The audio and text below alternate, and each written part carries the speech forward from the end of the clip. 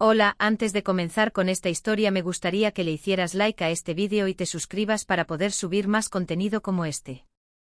Novela. Hermana, en esta vida yo soy la reina. Episodio 330, una imprudencia que arriesgó la vida.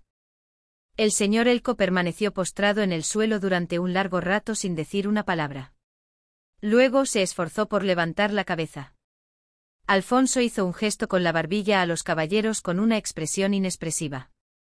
Los caballeros que sujetaban al señor Elko lo soltaron al unísono. En el espacio que dejaron, Elko, que apenas logró incorporarse, miró a Alfonso con ojos penetrantes. Todo fue para hacerte el hombre más noble del continente central. La expresión del príncipe Alfonso no se inmutó. Solo observó a Elko con severidad, con los brazos cruzados. El señor Elko exclamó desesperadamente ante el príncipe. Porque somos débiles, Gálico es una gran potencia. Lágrimas brotaron de su único ojo. No eran las lágrimas falsas que había derramado antes, sino lágrimas genuinas de rabia. Pólvora, caballería pesada, infantería de ejército permanente, recaudación de impuestos a través de funcionarios centrales, no a través de señores feudales o comerciantes privados. El reino etrusco permitía a los señores feudales recaudar impuestos tradicionales como el impuesto sobre la tierra y el impuesto per cápita. Además, para impuestos relativamente nuevos como aranceles, peajes y el impuesto sobre el algodón, contrataban a comerciantes locales o personas influyentes para que sirvieran como recaudadores de impuestos del rey. Si no nos parecemos a Gálico, si no absorbemos como Gálico pasó de ser un país de tercer nivel con solo tierras de cultivo a una superpotencia en poco tiempo, no tendremos ninguna posibilidad. Los recaudadores de impuestos privados actuaban con una crueldad particular porque podían quedarse con lo que sobraba después de enviar los impuestos al centro.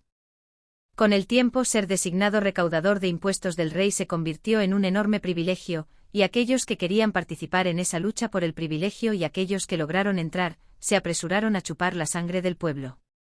La eficiencia era incomparablemente peor que el sistema de Gálico, donde los funcionarios enviados desde el centro recaudaban una cantidad fija de impuestos y regresaban. Si no importamos civilizaciones avanzadas y no obtenemos armas estratégicas, el frágil reino etrusco no tendrá forma de sobrevivir en la competencia de la próxima generación. Como dijo el señor Elko, la defensa nacional también era un problema. El reino de Gálico tenía pólvora, un arma estratégica. Se decía que la Guerra Santa fue la última guerra de armas blancas, una historia autocrítica. La pólvora era una tecnología monopolizada por la élite del sur dentro del Imperio Moro, por lo que no se enviaría a la región de la Tierra Santa, que era el extremo norte del imperio y miembro de una confederación laxa. Pero, ¿qué pasaría si hubiera una guerra en el continente central? En una guerra en el continente nadie escatimaría recursos. Convertiré al príncipe Alfonso en el emperador del continente central, en el emperador que unifique el continente central. Los ojos de Elko brillaban como los de un loco. Era una tontería. El reino etrusco no tenía tal poder militar. Sin embargo, en cuanto a los medios, Elko no era en absoluto un loco. Y para eso, debe casarse con la gran duquesa Lariesa. La unificación de los reinos al estilo del continente central a través de matrimonios. Esto tenía suficiente potencial. Sin embargo, el problema era el oponente. El señor Manfredi, que escuchó el nombre de la gran duquesa Lariesa después de mucho tiempo, preguntó con incredulidad. ¿Casar a esa mujer loca con nuestro príncipe, ahora? El señor Manfredi recordaba vívidamente a la gran duquesa Lariesa, quien se le había pegado de manera desagradable cuando estaba en el reino de Gálico. Si se hubiera casado, lo habría hecho entonces. Ahora el príncipe Alfonso había escapado de Gálico y la Tierra Santa, se había convertido en el mejor partido del continente central y había regresado al reino etrusco con honores. ¿Qué tontería era esta de Lariesa en esta situación? Pero el señor Elko tenía una opinión diferente a la de señor Manfredi. Sí, lo sé. La gran duquesa Lariesa es una persona terrible en sí misma. Parece una cabeza de caballo, piensa poco y con solo 10 minutos de conversación te dan ganas de tirarte desde lo alto de una torre. Rara vez he visto a alguien tan molesta en mi vida. El señor Elko, que criticó duramente a la gran duquesa Lariesa, se volvió bruscamente hacia Alfonso. Pero, ¿es un lujo que un monarca pueda disfrutar casarse con la persona que ama? Lo que decía era extremadamente lógico, pero su único ojo brillaba con locura. Cuando el interés nacional está a la vista, es tarea del Estado perseguir el amor. Amor, amor. Aquí el señor Elko comenzó a reír convulsivamente. No pudo controlarse y se rió durante mucho tiempo, luego de repente comenzó a señalar con el dedo. Esa mujer. En la punta de su dedo estaba una mujer de cabello negro y exuberante. Ella no se inmutó ante el repentino señalamiento y respondió a su mirada con ojos penetrantes. Sin embargo, esa acción pareció volver a Elko aún más loco. Gritó con todas sus fuerzas.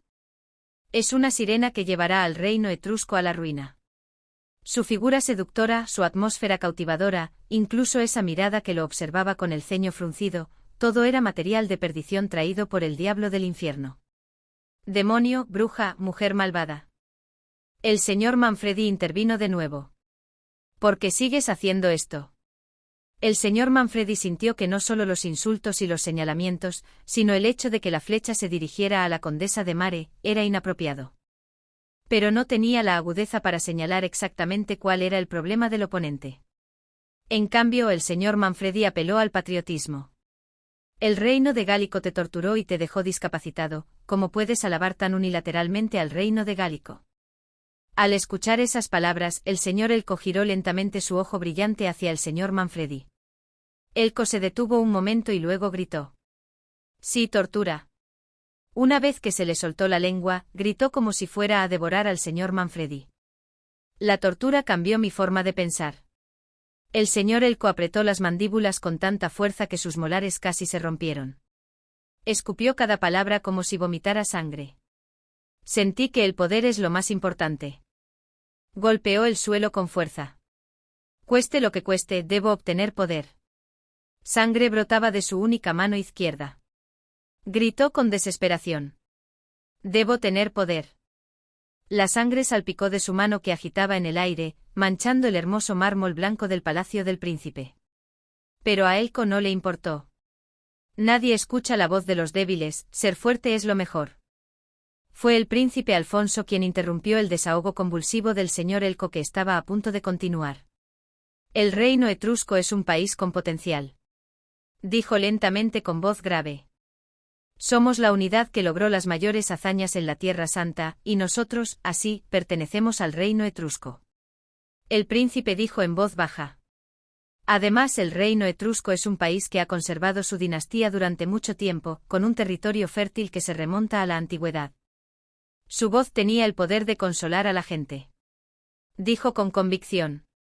El reino etrusco puede convertirse en una nación fuerte por sí mismo. Aunque lo dijo en un susurro, todos lo escucharon claramente. Era una voz que disipaba la confusión, la duda, el desánimo y la impotencia que impregnaban la oficina. Alfonso habló suavemente como animando al otro. No somos débiles. A diferencia de los demás que se sintieron consolados por las palabras del príncipe Alfonso, el señor Elko retorció su único brazo y su columna desequilibrada. Era un movimiento inestable como el de un calamar vivo asándose al fuego. ¿Entonces por qué? Gritó como si vomitara sangre. El pasado pasó ante sus ojos. Tortura, mazmorras, frío suelo de piedra, garrotes, látigos, herramientas de tortura para arrancar uñas, gritos, lágrimas, ira, la muerte inminente, dolor insoportable, miedo, frío, hambre, resignación.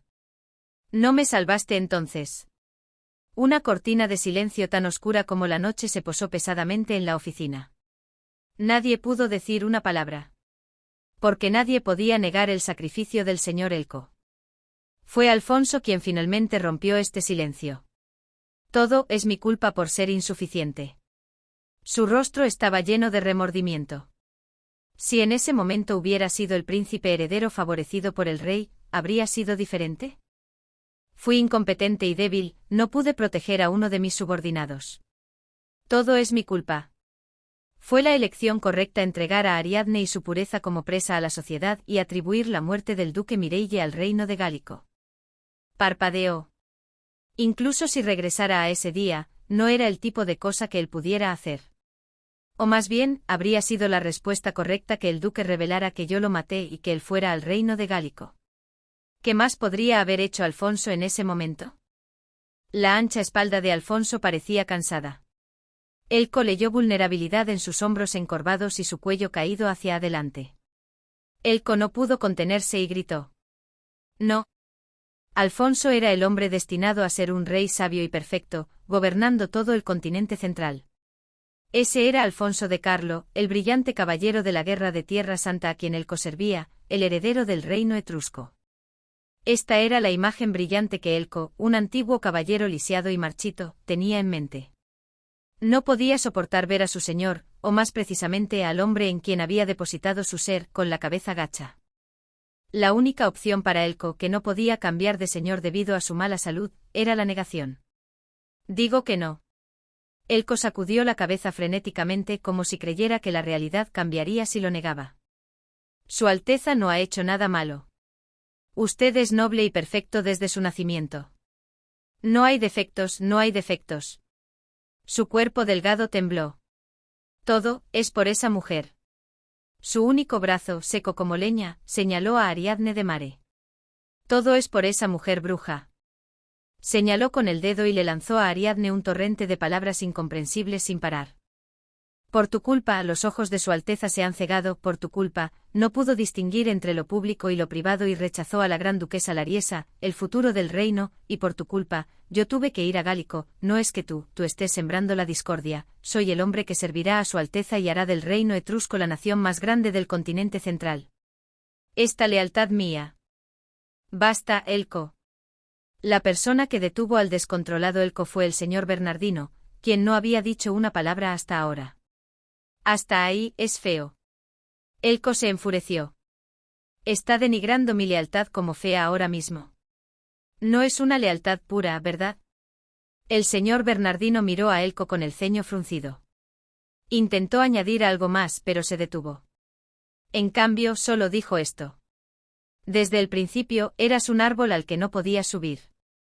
Elko entendió de inmediato lo que significaban esas palabras antes de que terminara la frase. Su rostro se puso rojo al instante.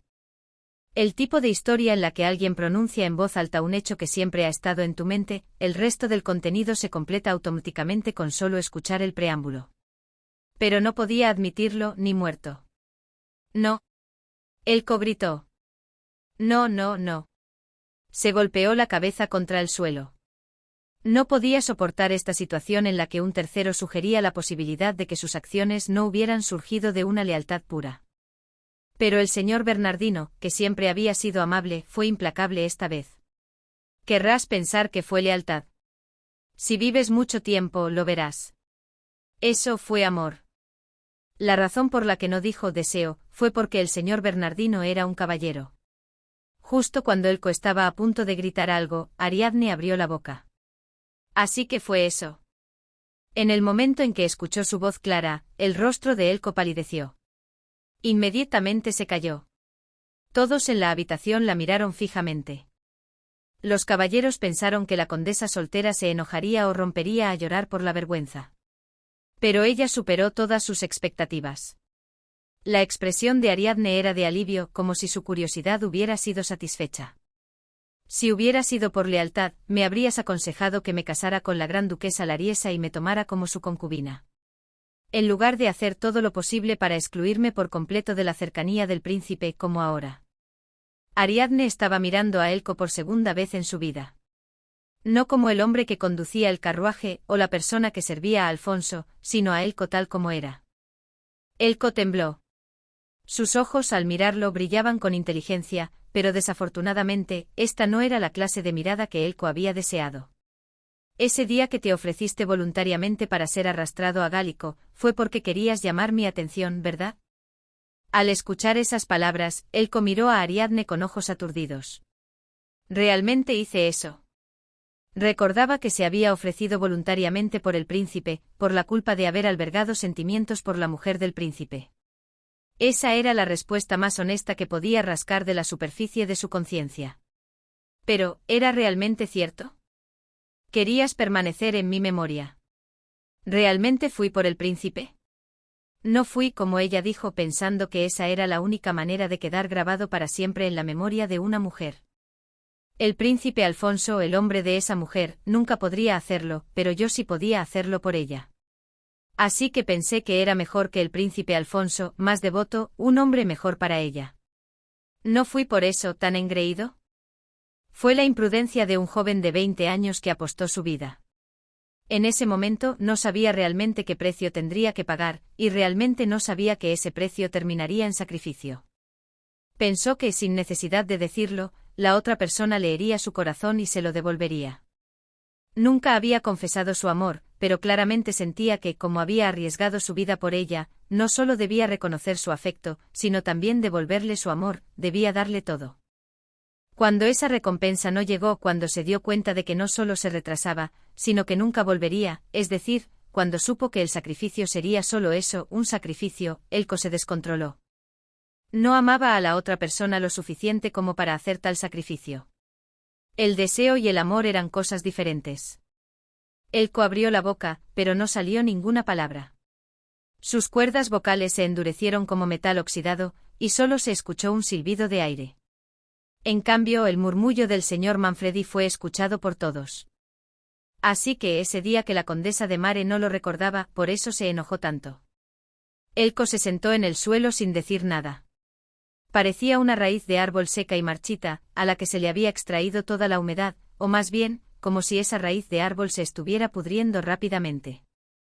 Bajó la cabeza y solo miró hacia abajo. En realidad, no estaba viendo nada. Su único ojo sano estaba hundido y sin foco, tan hueco que parecía el de un muerto. Elko. El príncipe Alfonso abrió la boca. Su voz era escalofriantemente baja. Era el momento de emitir un juicio.